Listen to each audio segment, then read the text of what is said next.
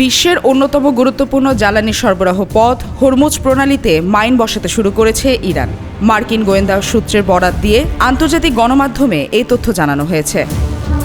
বিশ্বের মোট অপরিশোধিত তেলের প্রায় 1/5 এই সংকীর্ণ জলপথ দিয়ে পরিবাহিত হয়। যুক্তরাষ্ট্রের গোয়েন্দা প্রতিবেদন সম্পর্কে অবগত আছে এমন দুটি সূত্র জানিয়েছে, মাইন বসানোর কাজ এখন খুব একটা ব্যাপক নয়। গত কয়েকদিনেই গুটি কয়েক মাইন বসানো হয়েছে।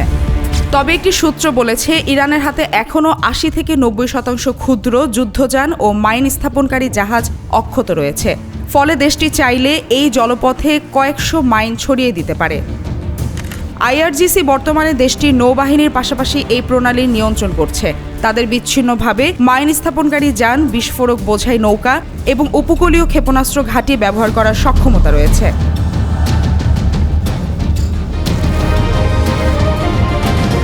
মঙ্গলবার নিজস্ব সামাজিক যোগাযোগ মাধ্যম ট্রুথ সোশ্যালে দেয়া এক পোস্টে মার্কিন প্রেসিডেন্ট ডোনাল্ড ট্রাম্প বলেন, যদি মাইন বসানো হয়ে থাকে এবং সেগুলো সরানো না হয়, তবে ইরানকে নজিরবিহীন পরিণতির মুখোমুখি হতে হবে।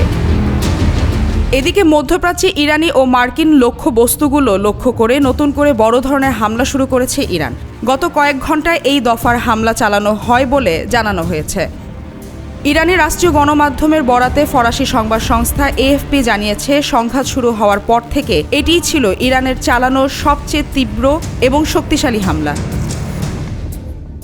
মালিহা চৌধুরী, আয়না টেলিভিশন।